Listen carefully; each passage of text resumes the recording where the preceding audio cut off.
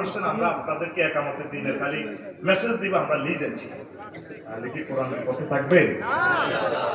খাদে পড়লে, নদীতে পড়লে, নিউজিল্যান্ড স্বর্ণে করতে যাইয়া খনিতে যদি চাপা পড়ে, আপনাকে কি করে? রশি দেয়। আল্লাহ শাহরুদ্দিন আমাদেরকে জান্নাত থেকে ফেলে দিয়েছে, আল্লাহ আমাদের জন্য রশি ফেলে দিয়েছেন। ওয়াতাসিমু বিহাবলিল্লাহি জামিআ, তোমরা সকলে মিলে আমার কোরআনের রশিকে ধরো, আমি আল্লাহ তোমাদেরকে রশির মাধ্যমে জান্নাতে নিয়ে আসবো।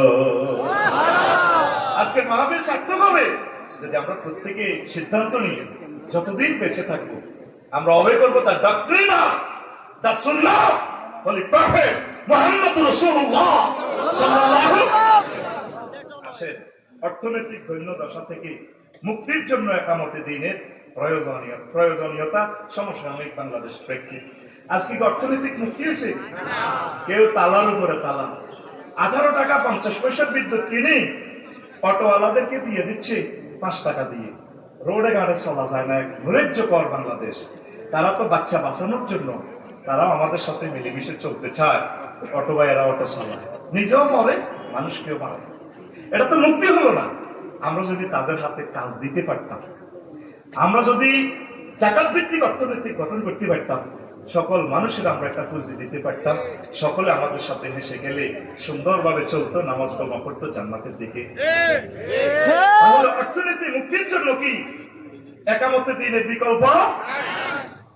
ওমর রাদিয়াল্লাহু তাআলা বলছেন, যদি সুদূর ফোরাত নদীর তীরে যদি একটা কুকুর না খেয়ে মরে, আমি ওমর আল্লাহ শাহানুর ট্রাইব্যুনালে আসামি হব। দেখেন ইসলাম কি অর্থনীতি আমাদেরকে প্রিজাইড করে দিয়েছে। তাহলে অর্থনীতি মুক্তির জন্য একামতের দ্বীনের প্রয়োজনীয়তা অপরিসীম। তারপরে 2 নম্বর, সর্বসাধারণের হাহাকার থেকে উত্তরণে একামতের দ্বীনের প্রয়োজনীয়তা। কারো অন্তরে শান্তি নেই, হাহাকার। প্রত্যেকটা মানুষ অনিশ্চয়তার ভিতরে আছে।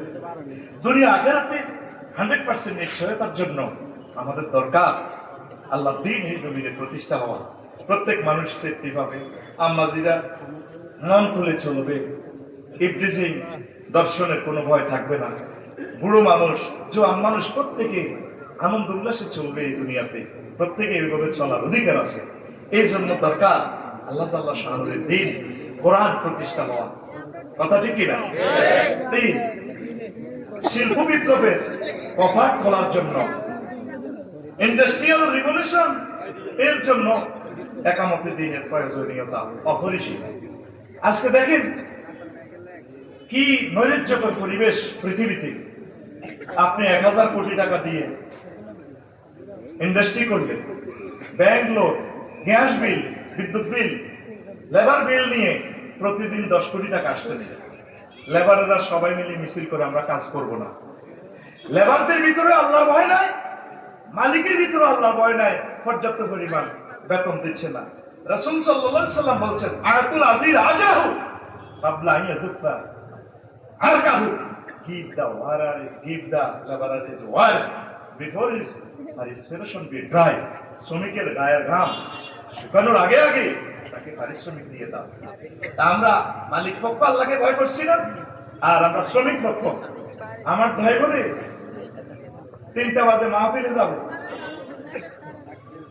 চাবি রাখি আমার খাটের উপরে, হুজুর আমি বাড়ি চলে আসছি। কিভাবে আমি ড্রাইভার নিয়ে ফিরবো বলেন? মানুষের মাহফিলটা না যাবে তো আমার মেরে ফেলবে। একটা শ্রমিকের ভিতরে আল্লাহর ভয় নাই। তুমি চাকরি করবে না, পৃথিবীর কোনো শক্তি নেই না করার, ঠিক কিনা? এখন বুঝলাম বড় লোকেরা কত কষ্টে আছে। আপনারা যদি 10,000 শ্রমিক মিছিল করেন আমরা তার চাকরি করবো না, তাহলে ওনার বিদ্যুৎ বিল, গ্যাস বিল, ব্যাংক কিস্তি প্রতিদিন 20 কোটি টাকা আসি, মানুষটা তো শেষ। ইন্ডাস্ট্রিয়াল রিভলিউশনের জন্য প্রত্যেকটা নাগরিকের ভিতরে যদি আল্লাহর ভয় থাকে, কোরআনের আইন যদি চালু থাকে, মালিকও নিরাপদ, শ্রমিকও নিরাপদ। আর শ্রমিকেরা কষ্ট করছে, তারা আমার এখানে বেতন পাবে, বেতনের জন্য তারা গুলি খায়, মিছিল দেয়। সে যখন বলছে এই কয়েকদিন আগে আমি ফেসবুকে অ্যাড দিছি, সাথে সাথে আমি বিকাশে, আমি বলছি তোমার বিকাশ নম্বর তো আমি তোমার টাকাটা দিয়ে দিই। আমার ওয়াইফে কেন দিবে? আল্লাহ বিচার দিলেন। আমি বলছি বিচার আসল মাঠে চলবে। দেখেন একটা মাস তো সময় দিতে বা 10 দিন সময় দেন। এই যে আমাদের ঢাকা, আমাদের এই 40 কোটি মানুষের রিজিক, গার্মেন্টস গুলো অস্থিতিশীলতা কেন? মালিক পক্ষের আল্লাহর ভয় নাই, আর শ্রমিক পক্ষের আল্লাহর ভয় নাই। দুই পক্ষে আল্লাহর ভয় বাস্তবায়নের জন্য কি আল্লাহ দিন প্রতিষ্ঠা, একামতের দিনের প্রয়োজনীয়তা, ঠিক কিনা? যদি আমরা ইন্ডাস্ট্রিয়াল রেভলিউশন যদি কায়েম করতে না পারি, এই বাংলাদেশের সফটওয়্যারটির 100% হেফাজত হবে না। তাম পৃথিবীতে আপনাকে প্রতিযোগিতা করে বাঁচতে হবে। আপনি যেভাবে চলছেন, শ্রম রোডে গাড়ি দিচ্ছেন, অটো চালাচ্ছেন, এটা শ্রম এবং ক্যাপিটাল নষ্ট করতেছেন, লাভ নেই। তাহলে এই শিল্প বিপ্লবকে বেগবান করতে হলে রব্বানা আতিনা ফিদ দুনিয়া হাসানাতাও ওয়া ফিল আখিরাতি হাসানাতাও এর জন্য কি দরকার? আল্লাহর দ্বীন প্রতিষ্ঠা। আম্মা হাওয়া আলাইহিস সালাম গার্মেন্টস শিল্পের উদ্যোক্তা এবং লেবার, তিনি সুতা কাটতেন। আর আমার আব্বা আদম শফিউল্লাহ কৃষি মন্ত্রী, ছাগলটা গরু টরুলে হাল চাষ করতে, দুর্গাপুর জমিনে বিলে ডবিতে হাল চাষ করে, গরু পাইতাম না। তুই আমার 12টা 1টা পর্যন্ত গেলে চাষে করতে আছিস, কসল আর একটু 2 আসার হয়েছে, পাইতাম না।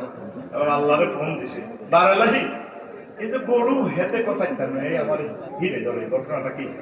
ও তার আস্তে করে একটা সর লাগা, তাইলে সে বোবা হয়ে যাবে। সেদিন থেকে এদের কথা নাই, একটু একটা রেওয়ায়ত শুনছি আর কি, দলিলটা পাই নাই, আপনারা দলিল খোঁজ করে দেখবেন। তো এই যে আব্বা এগ্রিকালচার সেক্টর তিনি দেখতেন, আম্মা গার্মেন্টস শিল্প দেখতেন। বিশ্ব এখনো চলছে, কিন্তু গার্মেন্টস শিল্প আর এগ্রিকালচার শিল্প কৃষি বিপ্লব যেখানে সফল, সেই দেশের নাগরিক গুলো সুখী আছে। ইন্দোনেশিয়া 100% কৃষি বিপ্লব সফল। মালয়েশিয়া স্প্রিং সিজন, এক গাছে আম ধরে, আম পাকে মুকুল করে, একটাতে সব।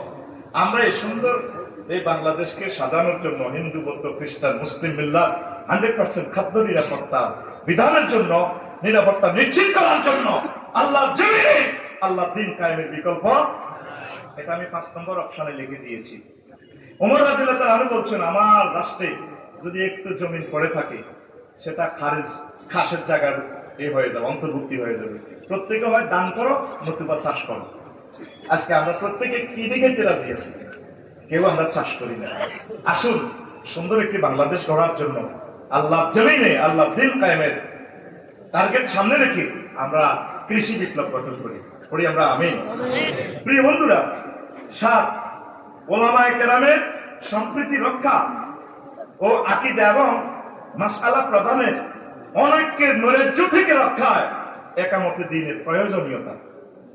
হুজুর এই জনের সাথে সেই জনের মিল নেই, একটার দিকে তাকাইলে আরেকটা গরম। এমন এমন হুজুর আছে অহংকারে মনে হয় যেন তার গায়ের জামা ফেটে যায়। এই দূরত্ব একমাত্র লাঘব করতে পারে মহাগ্রন্থ আল কোরআন। মুহাম্মদ রাসূলুল্লাহ আশিদ্দাউ আলাল কুফার ওয়া রুহামা বাইনাহুম। মুহাম্মদ সাল্লাল্লাহু আলাইহি ওয়াসাল্লাম কাফেরদের উপরে, তাগুতের উপরে, মুনাফিকের উপরে আশিদ্দা, তার সাহাবীরা কঠিন, আর রুহামা বাইনাহুম, নিজেরা আই লাভ ইউ। আমরা আলেমেরা একজন আরেকজনের দেখতে পারি না, একটার দিকে আকীদা খারাপ, নষ্ট। সাহাবীরাও তো নিজেরা কতলে কাতাল করছে সিফিনের যুদ্ধে। একদিকে সেনাপতি কমান্ডার আম্মা আয়েশা সিদ্দিকা, আরেকদিকে হলো আলী রাদিয়াল্লাহু তাআলা আনহু, জামাতা শাশুড়ি। কি সুন্দর মারামারি করে বিশ্বে দেখা দিছে। সিস্টেম হলে শাশুড়ি আর জামাতাও যুদ্ধ করা যায়, তবে তাদের ভিতরে সম্প্রীতি ছিল। আল্লাহর পক্ষ থেকে এগুলো উম্মতের জন্য শিখার একটা কৌশল। তো যখন আমাদের মাঝে কোনো একতলাফ আসবে, ফারুদ্দুহু ইলাল্লাহি ওয়ার রাসূল, কোন বিষয় একতলাফ হলে তোমরা আল্লাহর কাছে ছেড়ে দাও, রাসূল সাল্লাল্লাহু আলাইহি ওয়াসাল্লামের দিকে দাও। না আমি কি কম বুঝি? এই সুন্দর আবু সাঈদের বাংলাদেশ, মুক্তি আলীর শাকিল, এরকম গোল্ডেন চান্স 90 সালের 11 মুহূর্তে বিশ্বকাপে ইতালিকে আল্লাহ দেয়। বাসি ফসল দিবে, খেলা শেষ, ইতালি হারবে। আল্লাহ না 37 হেড দি গোল। বাসিও ব্যাটে খেলাটা দেখছেন কিনা? আমি সম্ভবত ক্লাস 6 এ ছিলাম। এই হেডে আল্লাহ না 37 গোল, বিশ্বকাপ তারা জয়। এই আবু সাঈদের হেড দিয়া আলেমেরা ওদেরকে যে সুন্দর একটা বাংলাদেশ দিছে, তোরা যদি নিজেরা একই একটা বলয় তৈরি করতে না পারো, আওয়ামী লীগ আমাদের লোক, বিএনপি আমাদের কলিজা, দুইও পক্ষরে আমরা বিনয় শক্তির মালা গেথে কোরআনের দাওয়াত